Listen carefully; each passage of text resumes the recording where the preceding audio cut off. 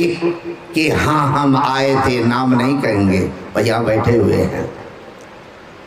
दोनों पति पत्नी में झगड़ा हो रहा था। क्यों? विद्वान व्यक्ति था, हेडमास्टर था, और पत्नी को काफी डांट फटकार कर रहे थे। क्या कि जाओ बर पूजने के लिए, गांव का सब आदमी जाता बर पूजने के लिए, तुम क्यों नहीं जाती हो? अब वो कहती थी, भोली भाली सीधी थी, कहा हम नहीं जाएंगे पूजने।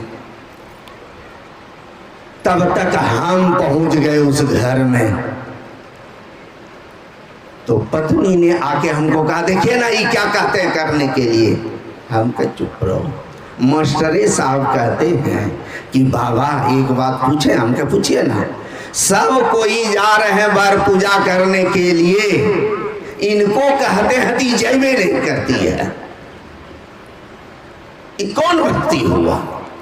मैंने कहा मास्टर साहब आपके जैसा व्यक्ति, ज्ञानी, पढ़े लिखे, और क्या करवा रहे हैं?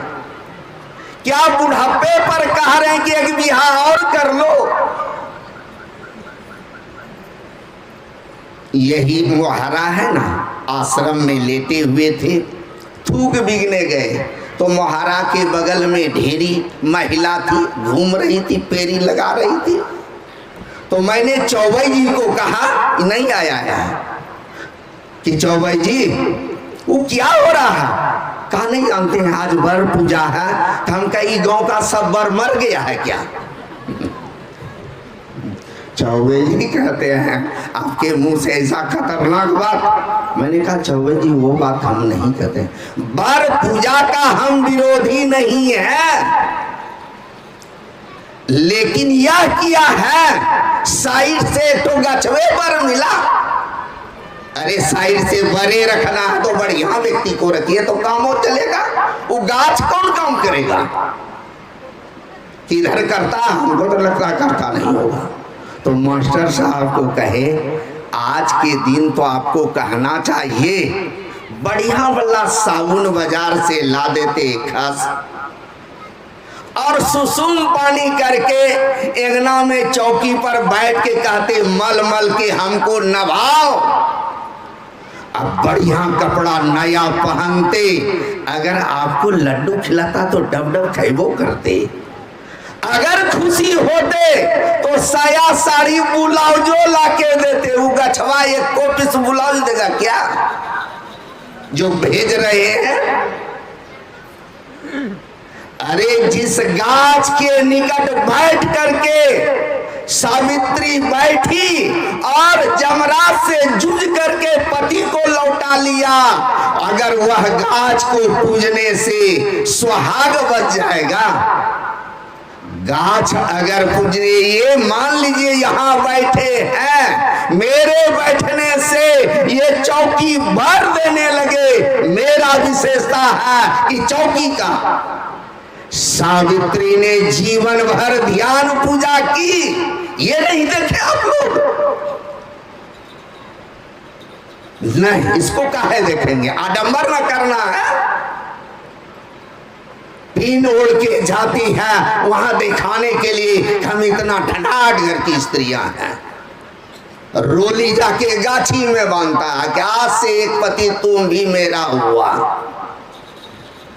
पहले तो मैंने सुना था कि एक पुरुष दो चार स्त्रियां करती है, लेकिन वह व्रत दे करके लगा कि कम से कम एक स्त्रियां दो ठो व्रत तो जरूर करती है, एक 10 के बीच में एक एकांत में अकेला। महापुरुषों ने कहा अरे सावित्री ने बैठ के ध्यान पूजा की, जिसके रहन सहन को देख करके पिता ने सोचा इसके अनुकूल पति हो, खोजा नहीं मिला तो बेटी को स्वतंत्र छोड़ दिया कि बर खोज लो जाके। कहानी आप लोग जानते हैं। उसी तरह हम लोग ध्यान पूजा करेंगे तो आप सोच सकते हैं सावित्री जब यमराज के चंगुल से पति को छुड़ा करके 100 दिन के बदला 100 वर्ष का वरदान मांग सकती है, तो आप में वह शक्ति नहीं है। वह शक्ति तो आप में भी है, कहां खो दिए?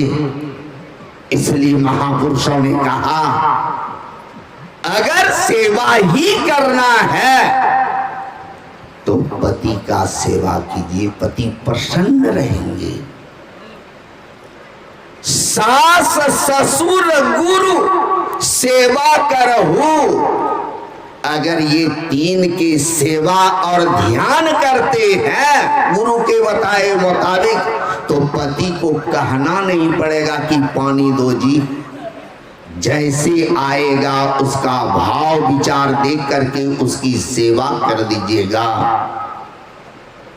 और उनको भी आपको कहना नहीं पड़ेगा कि साड़ी फट गया है, साड़ी लान दीजिए। आपके व्यवहार को देख करके वह सोचेंगे कि कितना इसको सजा के रखें, हमको अच्छा लगेगा। कौन ऐसा पति होगा जो स्त्रियों को सजा के नहीं रखना चाहेगा?